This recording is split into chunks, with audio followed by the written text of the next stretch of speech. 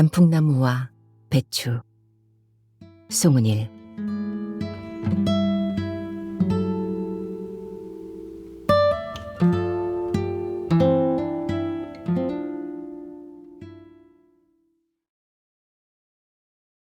한창 무성해야 할 초여름의 단풍나무가 오슬오슬 오그라든 잎사귀들을 매단 채 거의 죽어가는 참이다. 밑동부터 새 가지로 자라올라 제법 우람지던 나무가 이 꼴이 되려면 한참 걸렸을 텐데 날마다 드나들면서도 나는 눈치채지 못했다. 바싹 마른 단풍나무 밑에 대파 뭉치가 꽂혔고 방아가 이파리를 살랑거렸고 10폭이 남짓한 배추가 나풀거렸다. 대파와 방아야 늘 있는 거고 배추도 엄마가 심은 게 틀림없을 터였다. 그런데 설마 배추 때문에 단풍나무를? 하는 생각이 퍼뜩 들어 불빛이 퍼져나오는 우리 집 베란다를 흘겨보는데 추어탕 냄새가 곰실곰실 흘러나왔다. 역하다 느낀 순간 속이 와락 뒤집혔다. 임지우 왔냐. 딸자식 호칭에 꼭 성까지 붙여 부르는 엄마가 앞치마를 걸친 채 부엌 쪽에서 나왔다. 사방 창이 모조리 열려있음에도 집안에 가득 차있던 추어탕 냄새가 내게 들씌워졌다.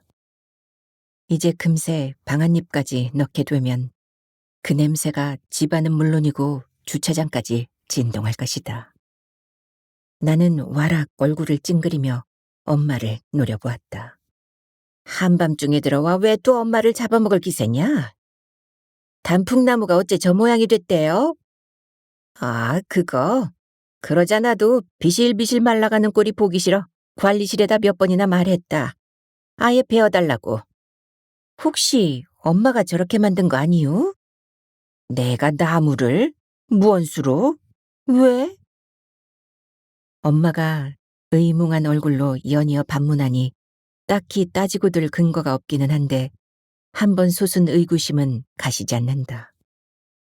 59살이 아니라 39살이라도 깜박 속아 넘어갈 만한 윤기 흐르는 피부에 주름살도 별로 없는 둥그런 얼굴과 통통한 몸매와 나이 들수록 점점 가벼워지는 말투까지. 엄마는 도무지 나이를 먹을 줄 몰랐다. 엄마가 나이 먹지 않으니 엄마 앞에만 서면 나도 철들 줄 모르고 계집애가 되고 말았다. 왜 나무가 신경 쓰이는지 모르겠다만 그깟 나무 냅두고 어서 들어와 씻어라. 추어탕 끓여놨다. 그깟 나무라 들으니 그깟 나무가 아닌 것 같아진다. 아파트에 처음 입주했을 때부터 그 자리에 있던 나무 아닌가. 내가 초등학교 입학하기 전 해부터 30살이 넘은 지금까지 그 나무에서 피처럼 붉은 새잎이 피어나면 봄이 왔다고 생각하고 붉은 잎이 완전히 푸르러지면 여름이라 여기며 산 지가 20년이 훨씬 넘었다. 나는 여태 실컷 먹고 들어왔으니 추어탕은 엄마나 많이 잡숴요. 추어탕 냄새가 뒤따라 들어올세라 내 방문을 휙 닫고 들어가 아예 자물쇠를 눌러버렸다. 뒤쫓아 들어와 한 수저만 먹어보라고 집요하게 졸라댈 엄마를 차단하는 것이다. 그 추어탕을 끓이기 위해 재래시장까지 갔을 엄마였다. 미꾸라지를 사고 들깨가루와 물에 우린 토란줄기와 숙주와 풋고추와 고비를 찾아 온 시장을 휘저으며 다녔을 테고 돌아와서는 고비부터 삶아 불리고 토란줄기는 데쳐 물에 담갔을 것이다. 그리고 미꾸라지를 투명 용기에 넣고 소금 한 줌을 뿌린 뒤 미꾸라지가 단지 안에서 발광하는 걸 짜릿하게 즐겼을 것이다. 소금에 소스라치며 발광했을 미꾸라지들의 몸부림이 눈에 선했다. 임지우, 얼른 나와라. 씻기 전에 몇 수저만 먹어. 싫다잖아요. 지금 몇인데 추어탕을 먹으라고. 대체 밤마다 왜 그래요? 악다구니 치며 반항해보지만 그런 나의 반응에 엄마는 매번 무감각했다. 다음 순서는 뻔했다. 누굴 위해 종일 땀을 흘렸는데 먹는 신용도 못해주느냐며 10분쯤 앙앙댈 것이고 서방복 없는 년이 자식복은 있겠냐는 눈물 섞인 신세 한탄과 널 위해 다시 음식을 만들면 내가 네 딸이라는 저주가 이어질 것이다. 내가 엄마 딸인 것만 또 분한판에 엄마가 내 딸이라니. 나는 절대 엄마의 엄마가 되고 싶지 않았으므로 어릴 때 나는 엄마를 한 번도 이기지 못했다. 그래서 초등학교 시절 내내 내 별명이 빵빵돼지였다. 중고등학교 다닐 때도 빵빵돼지라 불리며 살 수는 없었다. 굶기를 밥 먹듯 했고 먹고 싶은 욕구를 다스리지 못해 먹었을 때는 변기에다 남김없이 개원했다. 대학 다닐 때는 아침밥 이외엔 집에서 물 한 모금도 마시지 않는 걸로 버텼다. 나름대로 잘 조절해온 셈인데 이혼하고 엄마 집으로 기어들어온 결정적인 실책을 범했다. 당시 엄마가 식당에서 참모 노릇을 하고 있었기에 믿었다. 종일 음식 주무르다 퇴근하는데 집에서 또 음식을 만들어대랴. 어리석었다. 엄마는 나와 살림을 다시 합친 뒤 2달도 지나지 않아 식당을 그만두었다. 스스로는 잘렸다고 했지만 나는 그 말을 믿을 수 없었다. 엄마는 아무 간섭 없이 스스로 원하는 방식으로 한 사람만을 겨냥한 음식 만들기를 즐겼다. 그러고 싶어서 생활비 될 사람도 생겼겠다. 식당 일을 걷어치운 것이다. 그래도 조금만 먹어라, 응? 임지우. 아침에도 샐러드 한 접시만 먹고 암만 해도 네가 요새 너무 말라 일부러 만든 건데 엄마 공들인 게 아깝잖니? 대답하지 않고 오디오 리모컨을 눌러놓고 컴퓨터 전원을 켰다. 사무실에서 다음 달 아이들 식단을 짜다 들어온 잠이었다. 식단을 짜고 음식 재료를 발주하고 검수하고 조리사들의 조리를 감독하고 그 보고서를 올리는 고등학교 영양사. 일 자체는 쉽지도 어렵지도 않았다. 어려운 건 종일 음식 냄새 속에서 지내야 하는 것이었다. 그나마 바쁠 때는 냄새의 홍수 속에 있을 때는 나았다. 문제는 늘 혼자 있을 때였다. 언제나 잔영처럼 떠도는 음식 냄새들이 질기디 질긴 귀신들처럼 내 후각에 머물면서 나를 조종했다. 내가 온갖 음식에서 수시로 구토물의 냄새를 맡는다는 것은 구토물의 냄새를 맡는 동안 식욕과의 전쟁을 벌이고 있다는 사실은 비밀이었다. 현재의 내 증세는 물론이고 과거에 알았던 폭식과 거식의 전력도 학교에 알려지면 안 되었다. 그래서 나는 약간 마른 듯하나 아직은 젊어서 그럭저럭 예쁜 영양사였다. 학생들 식성을 잘 알면서도 칼로리 조절에도 능한 새침대기 영양사. 내가 견지하는 내 이미지였다. 그 이미지를 유지하기 위해 내가 얼마나 몸부림을 치는지 엄마는 안중에 없었다. 추어탕은 정 먹기 싫으면 말고 문이나 열어라. 할 말이 있다. 하는 수 없이 문을 열었더니 엄마 손에 쟁반이 들렸다. 양념한 청포묵 한 접시와 차게 식힌 둥글레차이다. 내가 유난히 음식을 기피하는 즈음이면 엄마가 들이미는 작전용 음식. 칼로리가 낮다는 사실에 내가 번번이 무너지는 엄마의 비상수단이었다. 엄마를 차단하기 위해서 나는 방문 앞에서 쟁반을 받아들었다. 지금 일이 있으니까 일하면서 먹을게. 고마워요. 할 말이 있다니까 얘는. 말해요 그럼. 내 등 뒤에 방 안을 엿보던 엄마가 하는 수 없다는 듯 입을 열었다. 너 기억나는지 모르겠지만 1, 2홀 라인 12층에 대훈이라는 네 또래 남자아이, 아니 남자가 있는데 걔 모친이랑 내가 오늘 옛날 장에 같이 갔거든. 대훈이, 박대훈. 아마 내 초등학교 동창일 것이다. 그놈이 맞다면 2학년, 5학년 때 같은 반이었다. 짝이었던 때도 있었다. 심심하면 나를 빵빵 두지라 놀려먹던 못된 놈. 놈을 따라서 딴 놈들도 틈만 나면 나를 빵빵 두지라 나팔을 불었다. 초등학교를 졸업한 뒤 어쩌다 동네에서 놈과 마주친 적도 있었지만 인사 나눈 적이 없었고 나중엔 그의 존재를 잊었다. 놈의 집이 이사를 가지 않고 그대로 있다는 게 새삼스럽다. 그런데요? 걔랑 맞선 한번 볼래? 걔네 무친께서 나 이혼녀인 거 모르셔? 왜 몰라? 걔도 이혼했대. 서울서 산다더라만 한두 달에 한 번꼴로는 집에 다녀가는 모양이더라. 걔 엄마랑 이야기하다 보니 너랑 여러 가지가 비슷해서 둘이 만나게 해보면 어떨까 싶어진 거지. 뭐가 비슷한지는 모르겠지만 엄마, 지금은 다시 결혼할 맘 없어요. 선볼 맘도 없고요. 할 말 다 했죠? 그러지 말고 얘, 걔 서울시 공무원이라더라. 무슨 정보 분석 어쩌고 하는 일을 하나 봐. 직업이 괜찮잖냐? 한번 보기만 해. 싫어요.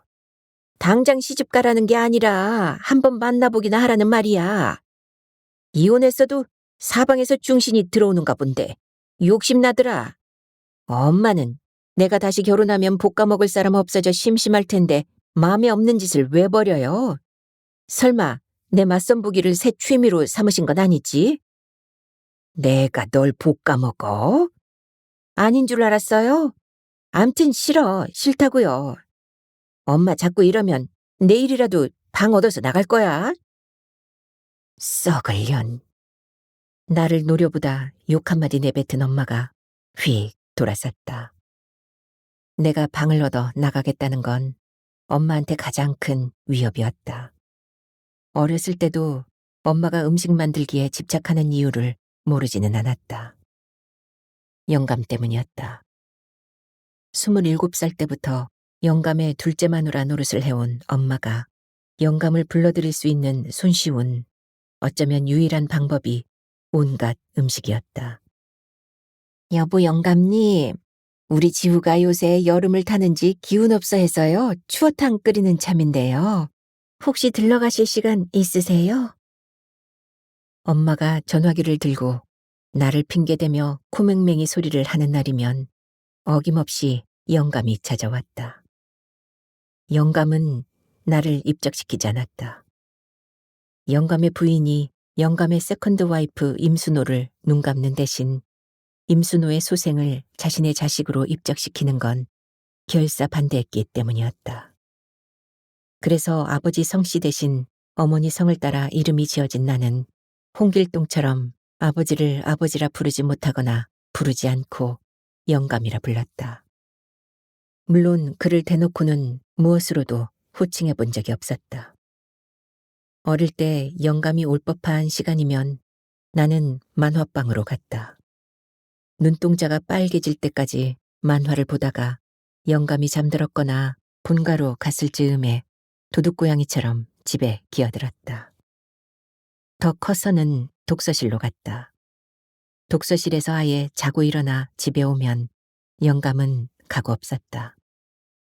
집에는 한결 젊어지고 명랑해진 엄마와 영감이 먹었을 온갖 탕들에 비릿하고 누릿한 냄새들이 꽉 차 있었다. 먹은 것 없이도 구토하는 법을 터득했던 그 무렵 나는 아버지가 나 태어나기도 전에 죽었다고 말할 수도 있는 거짓말쟁이가 되었다. 발신 신호와 더불어 낯선 번호가 뜨더니 남자 목소리가 나왔다. 주차하다 바로 우릴 라인 입구 건너에 세워놓은 내 차와 접촉사고를 냈다는 것이다. 예전에 멀쩡히 대놓았던 차의 옆면을 왕창 긁히고도 내가 수리해야 했던 경험이 떠올라 입은 옷 그대로 잽싸게 뛰어나갔다.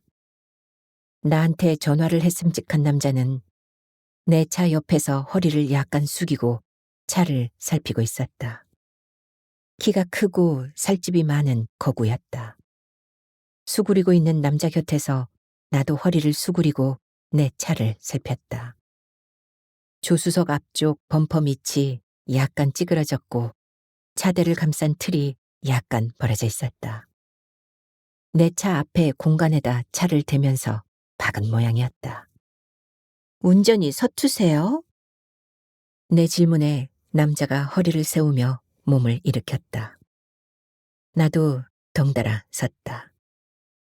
내 키는 그의 턱 밑쯤에나 닿을 듯했다.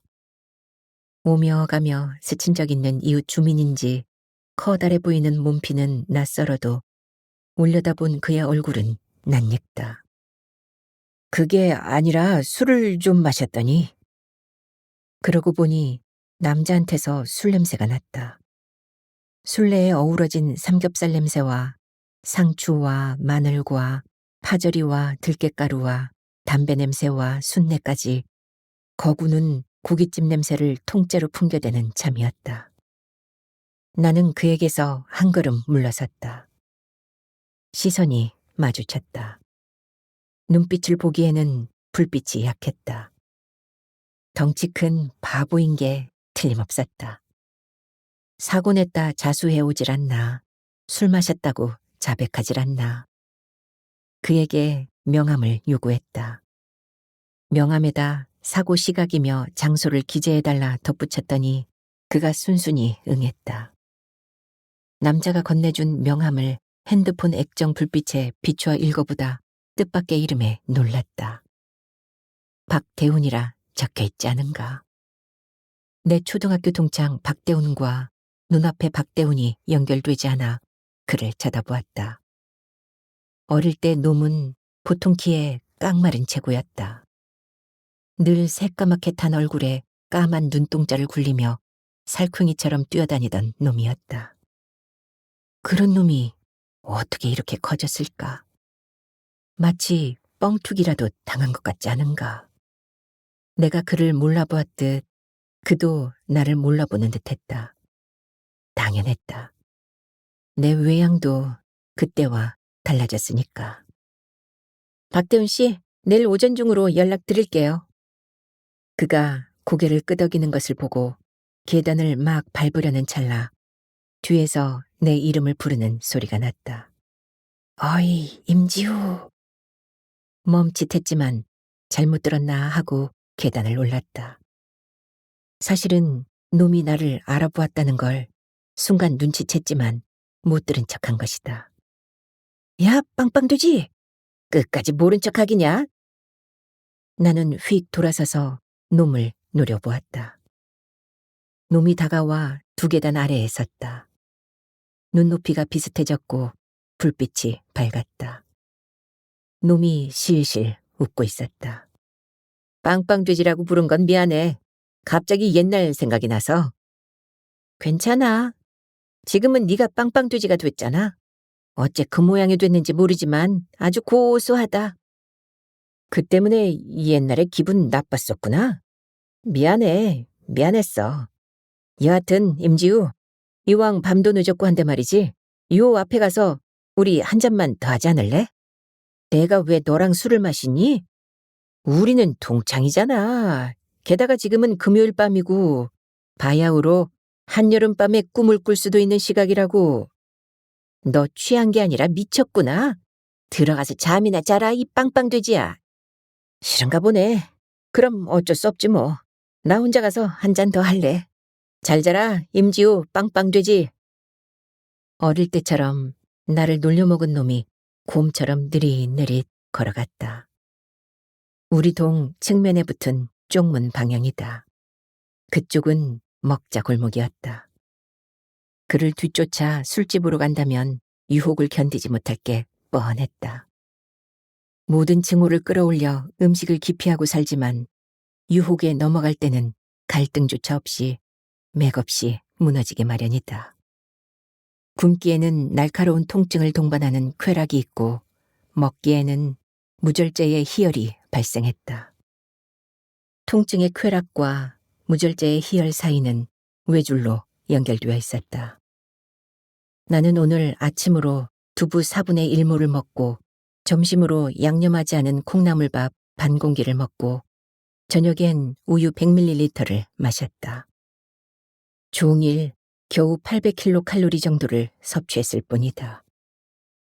온몸의 세포들이 평균 칼로리를 채우라 아우성을 쳤다. 놈은 핑계만 있으면 무너지고 싶은 나의 허약한 금욕선을 해제시키고 말았다. 대훈이 쪽문 밖으로 사라졌을 때 나는 굶기와 먹기 사이의 외주를 수월하게 건너서 그를 쫓아나갔다. 대훈은 쪽문에서 가까운 갈빗집 앞에서 쫓아올 줄 알았다는 듯 나를 기다리고 있었다. 대훈은 대학을 서울에서 다녔고 제 말에 따르면 졸업과 동시에 로또 복권에 당첨되듯 공무원 시험에 붙었다. 직장 생활 시작한 지 1년여 만에 2살 연상인 여자와 결혼했다가 1년여 만에 이혼했다. 토막토막 말을 주고받는 동안 둘이서 5인분의 갈비를 먹어치우고 3병의 소주를 마셨다. 집에 들어가는 대로 다 토해내고 닷새 굶을 각오를 한 뒤였으므로 갈비 맛은 황홀했다. 술도 청량음료인 듯 시원했다. 더 먹고 더 마시려는 나를 재훈이 제지했다. 야, 너 너무 먹는다. 그러다 탈나겠어. 내 배는 불가사리였다. 먹는 족족 모조리 소화시켜 살을 만들어냈다. 탈나는 법이 절대 없었다. 그래서 나는 매양 억지로 토해내며 스스로 탈을 만들어야 했다. 지우야, 그만 먹고 나가자. 나가서 자판기 커피라도 빼 마시자고, 응? 아이를 어르는 듯한 그의 눈빛이 술에 취한 것 같지 않게 차분했다. 아귀에 씌인 것 같은 식욕과 분수처럼 토해내고 싶은 욕구가 비등해진 잠이었다.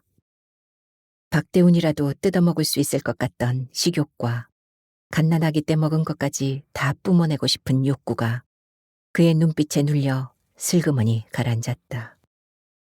계산하는 그를 두고 먼저 술집 문을 나왔다. 그가 나오기를 기다리는데 노래방 입간판이 보였다. 술집 옆 건물 2층 내 단골 노래방이었다.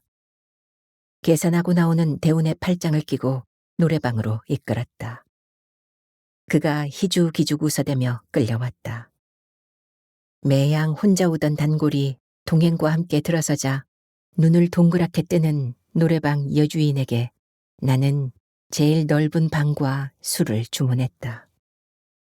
내가 주문한 것들을 내 지갑인 양 계산하는 놈이 있어 신이 났고 술잔을 채워주는 놈이 있어 몸이 절로 들썩였다.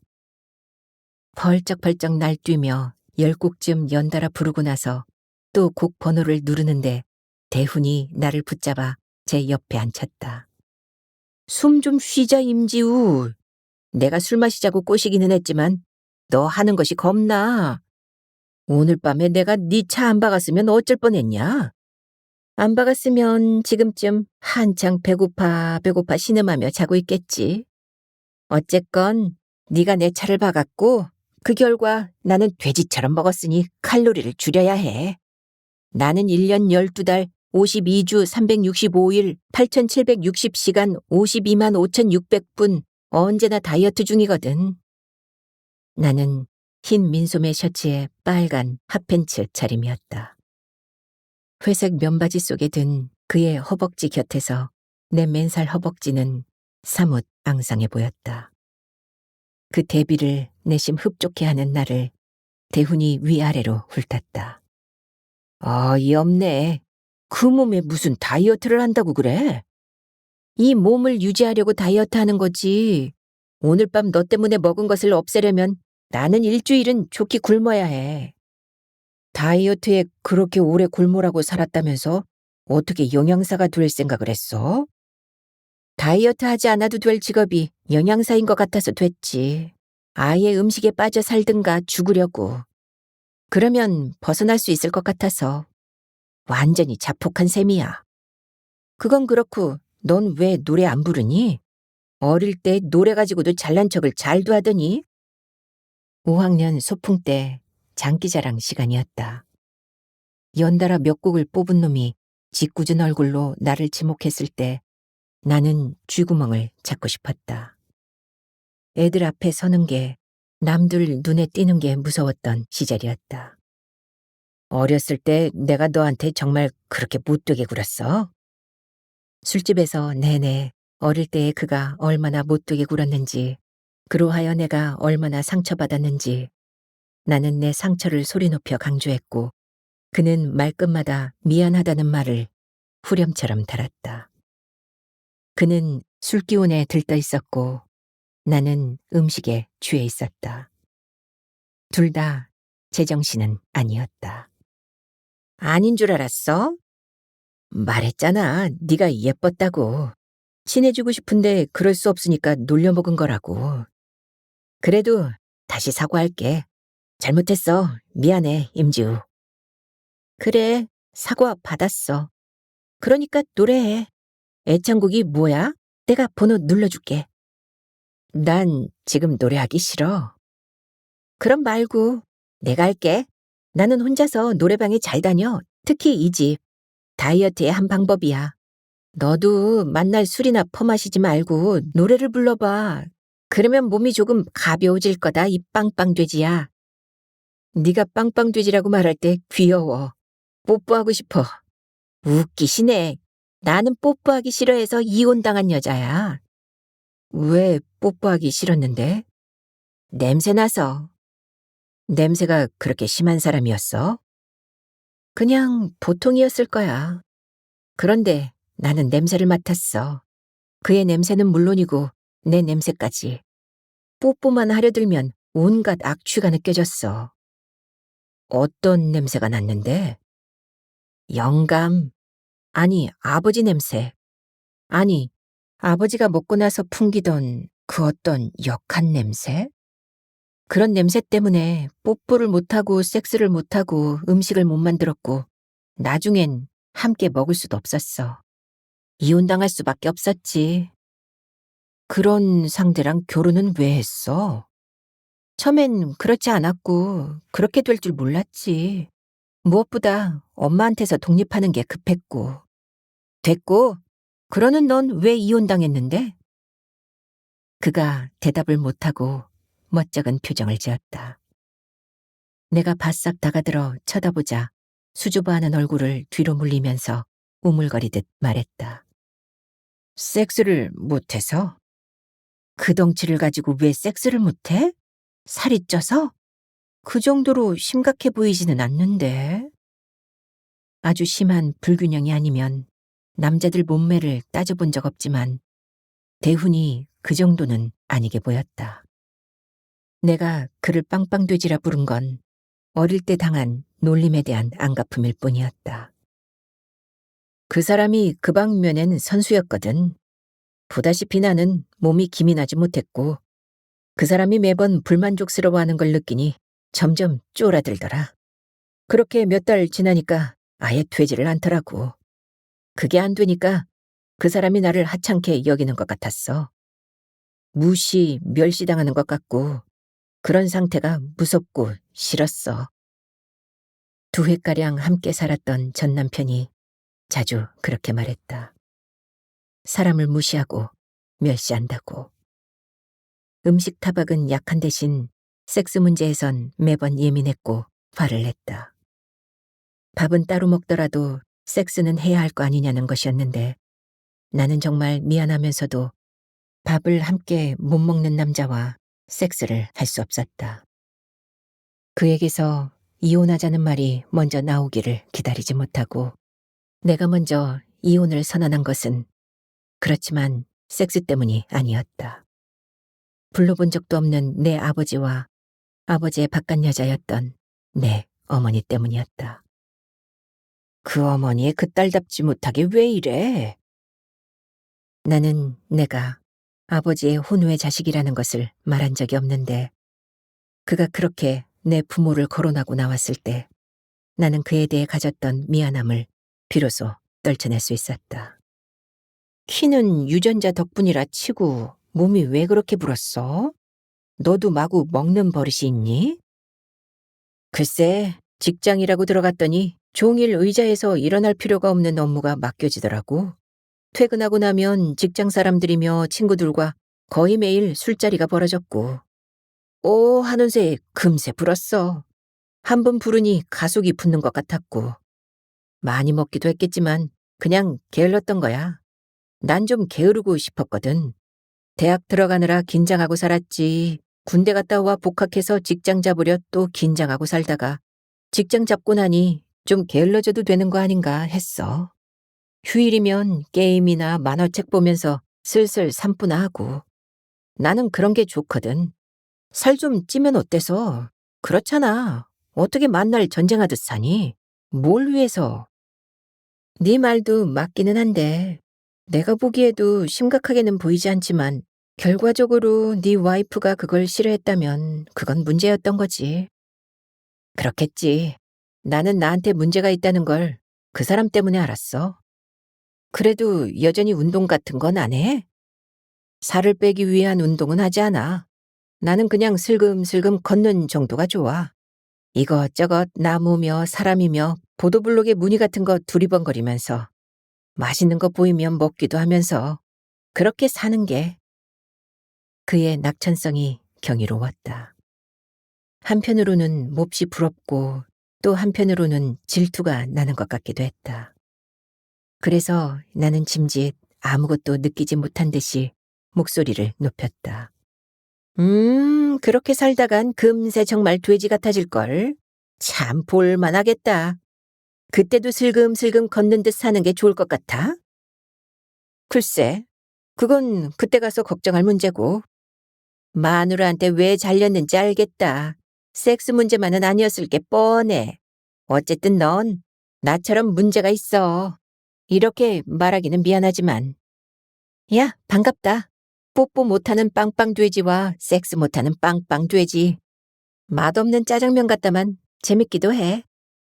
그래서 기어이 노래는 안 한다고? 노래하기 싫어. 지금 나한테서도 냄새 나니?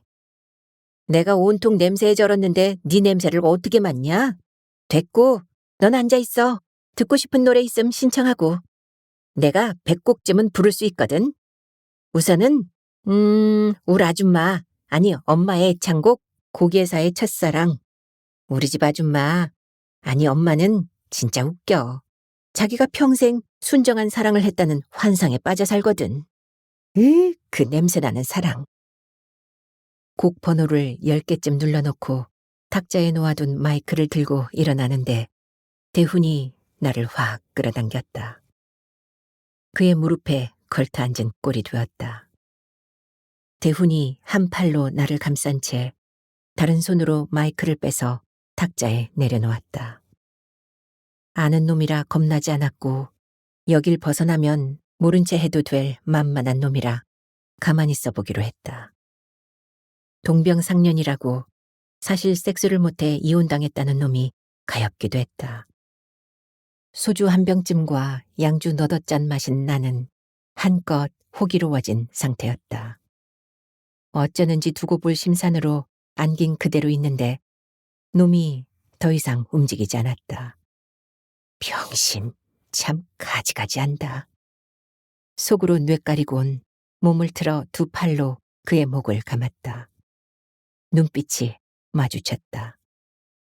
그의 눈동자가 검붉게 충혈된 채 허둥거렸다. 끌어안았으면 뭔가 해야 하는 거 아니야? 너 뽀뽀 못한다며? 그래서. 그건 멀쩡한 정신일 때 얘기고 난 지금 제정신 아니거든? 너도 아마 제정신 아닐 거다. 우리 둘 다 내일은 지금을 기억 못할 테고. 한번 해봐. 어떻게 되는지 보자고. 그의 입술이 다가왔다. 웃음이 터질 듯 했지만 냄새는 나지 않았다. 아니, 냄새는 났지만 고개를 돌리지 않아도 되었다. 고개사의 첫사랑이 혼자서 쿵쾅대고 있었다.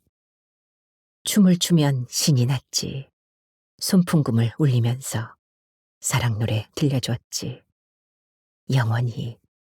할 때쯤 대운의 혀가 내 입술을 열고 들어왔다. 나는 제정신이 아니므로 인내하지 않아도 되었다. 열대야였다. 자정에 누우면서 선풍기 타이머를 90분 맞췄는데 내가 잠들기 전에 선풍기가 꺼졌다. 더워서 못 잔 게 아니라 허기 때문에 잠들지 못했다. 연갈색 밥알과 알밤과 은행알과 자달이 고슬고슬 어우러져 있던 약밥이 눈앞에서 오락가락 하고 있지 않은가.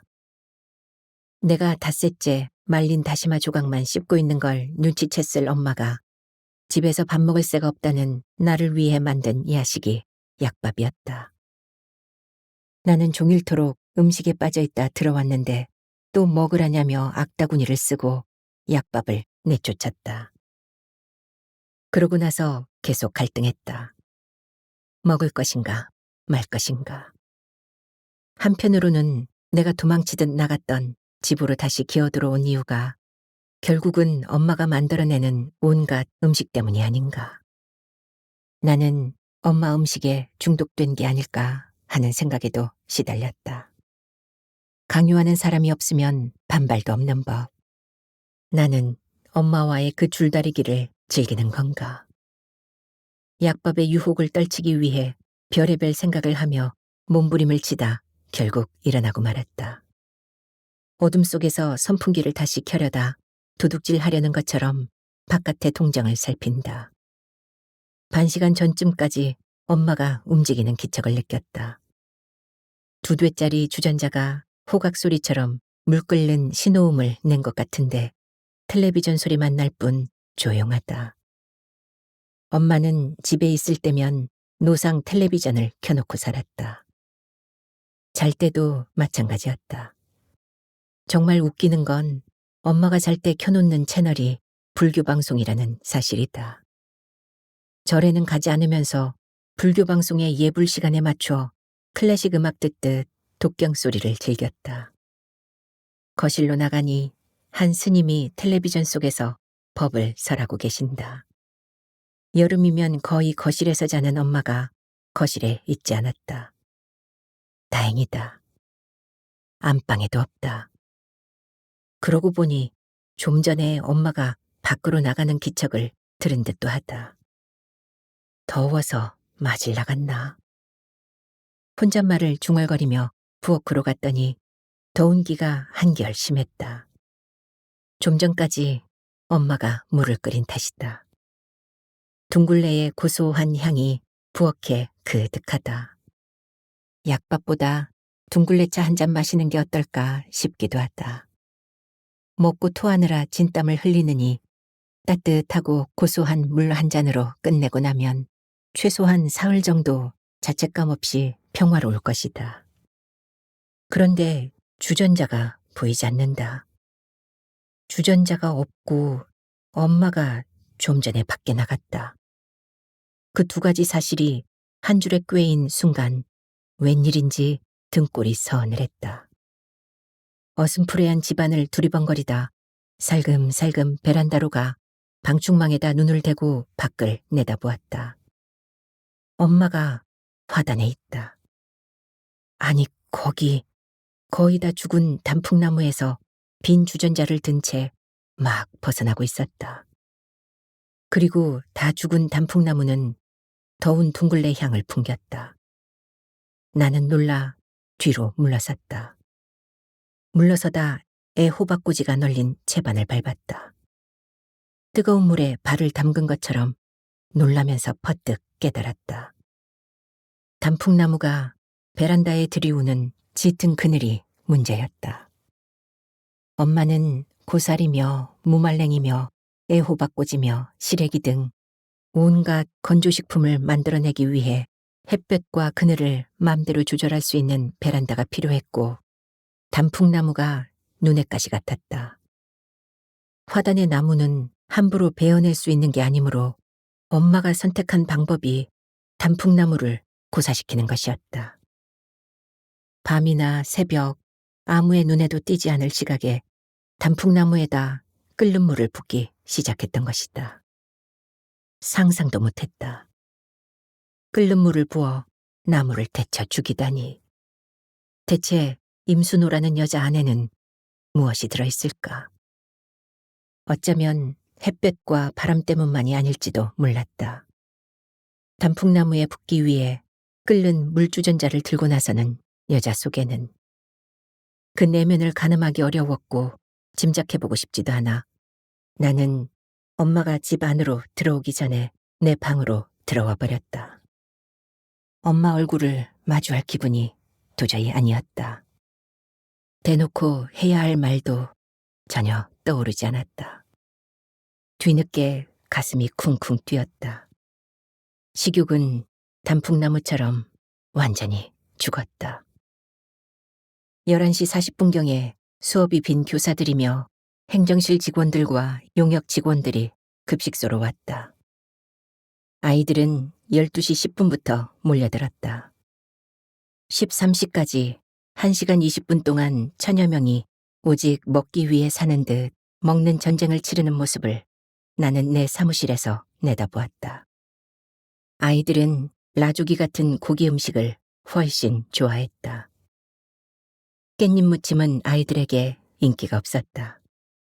무와 파래 추무침은 의외로 잘 먹었다.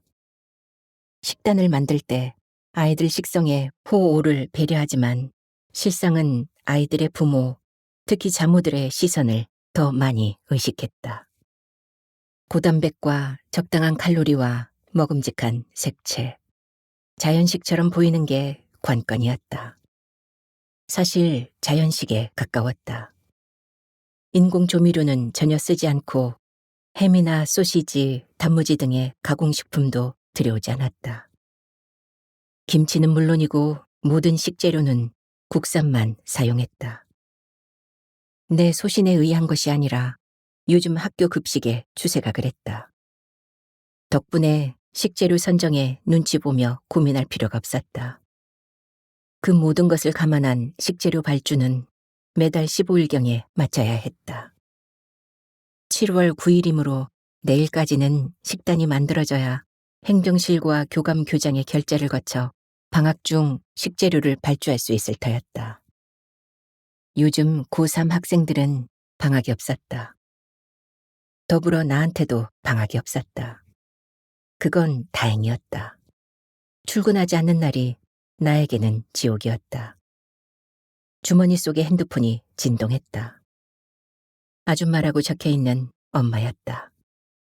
나는 진동을 느끼지 못한 척 핸드폰을 위생가운 주머니 속으로 미끄러뜨리고 인터넷 검색을 계속했다. 온갖 학교의 식단표들이 탑재되어 있었다. 괜찮은 급식 식단은 전국의 영양사들이 퍼나르며 자신들의 식단표도 참조했다. 나도 한 달에 한 번씩 내 식단표를 탑재했다. 내 식단표에 대한 조회수는 많지도 적지도 않았다. 내 블로그에 올려놓은 저칼로리 레시피, 쉽게 굽는 법, 냄새 다이어트 따위의 글들에 대한 조회수는 몇만 회씩이었다. 그 수십 건의 글들은 굶기와 먹기를 반복해온 내 몸의 순환사였다. 그 순환사에 대한 조회와 댓글은 나와 같은 순환을 반복하는 인간들이 그만큼 많다는 방증이었다. 핸드폰이 또 진동했다. 이번에도 물론 엄마다. 엄마와 마주하고 눈싸움을 하듯 액정 화면에서 반짝이는 아줌마를 들여다보곤 주머니 속에 그대로 넣는다. 단풍나무를 고사시킨 것에 대한 일말의 자책도 없는 엄마한테는 내가 집에서 밥을 먹지 않는 것만이 문제였다. 내가 먹지 않으니 엄마의 음식이 무용했다. 내가 먹지 않은 음식들이 아파트 내의 경로당으로 나가 노인들의 한 끼 찬이 되거나 군입거리가 되지만 엄마가 원하는 대상은 나였다. 나는 집에서 아무것도 먹지 않는 것으로 엄마를 한껏 무시하는 참이었다. 단풍나무에 뜨겁게 끓인 물을 붓는 엄마의 경악에 만정이 떨어진 반면에 엄마를 무시할 힘이 생긴 것이다. 무시하며 즐긴다고나 할까. 단풍나무를 데쳐 죽인 엄마의 의식이나 무의식에 대해서는 생각하지 않기로 했다. 내가 모르듯 스스로도 모를 엄마의 심연에 뜨거운 살기가 도사리고 있을지도 모른다는 생각은 무서웠다. 그래서 나는 그저 내 다이어트를 방해하는 엄마의 단순함에 대해서만 저항했다. 내 저항 방법은 단 하나, 무시하는 것뿐이었다. 점심시간에 전화해서 저녁 메뉴를 설명하려는 엄마의 오기와 그런 엄마에 대한 나의 무시가 충돌 직전이었다. 나는 대형 충돌을 바라고 있었다. 대판 싸우게 되면 그걸 빌미로 정식으로 독립할 작정이었다. 그리하여 엄마도 나로부터 독립하게 될 것이라고 스스로를 다독이며 전의를 다지는 참이었다. 잠잠해졌던 전화기가 금세 다시 진동했다. 이번 전화는 아줌마가 아니라 빵빵돼지다. 대훈의 번호에 빵빵돼지라 이름 붙여 입력한 게 지난달 말경 한여름밤의 꿈처럼 엉켰다가 헤어진 다음날 아침이었다. 그때 오전에 자동차 수리비가 25만 원 나왔다고 전화했더니 그가 계좌번호를 불러달라고 해 불러주었다. 금세 넣을게 하더니 정말 금세 입금이 되었다. 그러곤 가뭇없었다. 끝난 걸로 여겼고 그날 밤 기억을 떠올리지 않으려 애썼다.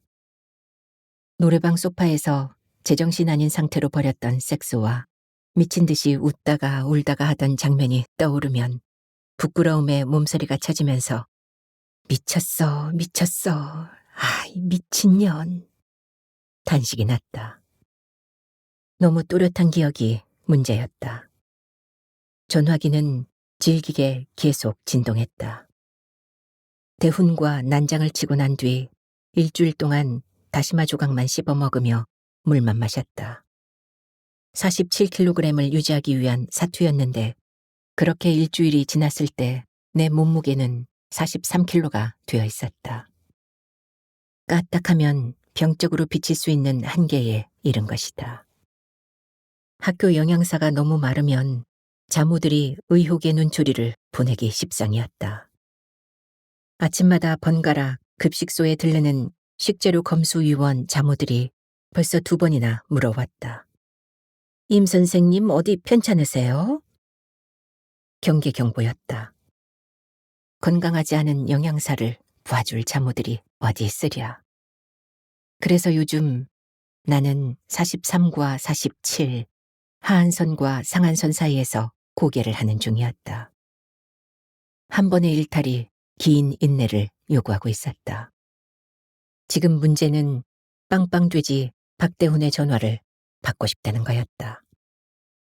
뭐든지 하고 싶으면 그걸로 끝이었다. 그게 나의 한계였다. 나는 전화기를 열어 최대한 사무적인 목소리로 네 했다. 임지훈 나야 빵빵돼지. 그래 왜? 오늘 몇 시에 끝나? 왜? 나 오늘부터 여름 휴가거든. 아침에 출발해 지금 도착했어. 집 앞이야. 그런데 너 끝나는 대로 만날 수 있는지 묻고 있잖아. 그런 거였니? 그런데 난 오늘 안에 꼭 끝내야 하는 사무가 있어. 언제 끝낼 수 있을지 지금은 모르겠고. 하긴 내가 좀 급작스럽기는 하지. 그럼 끝나는 대로 연락해 줄래? 봐서. 뭘 봐? 널 다시 만나 같은 짓을 반복하고 싶은지 내 마음을 보겠단 말이야, 이 빵빵돼지야. 같은 짓 말고 다른 짓 하면 되잖아. 아, 그리고 너희 집 앞에 말이야, 단풍나무가 있었잖아. 지금 보니 없네. 그 나무가 그 자리에 그대로 있었다면 나조차도 신경 쓰지 않았을 텐데 대훈이 그 나무를 찾고 있었다. 어쩐지 뭉클했다. 엄마에게 임순호라는 여인에게 그 나무는 어떤 의미였을까? 뒤늦게 의문이 생겼다. 별걸 다 기억하네. 그 나무 병들어서 말라 죽었어. 관리실에서 베어낸 지 며칠 안 되고. 우리 집 입구 쪽에서 너희 집 보는 내 기준이 그 단풍나무였거든. 우리 집 쪽에 차를 세우면서 너희 집 쪽을 보는데 어쩐지 허전한 거야. 그래서 와봤더니 배추가 화초처럼 심겨져 있네. 그건 우리 엄마의 비상식량들이야. 어쩐지 서운타. 너희 집을 단풍나무 집이라고 부를 수가 없게 됐잖아. 암튼 저녁에 다시 통화하자.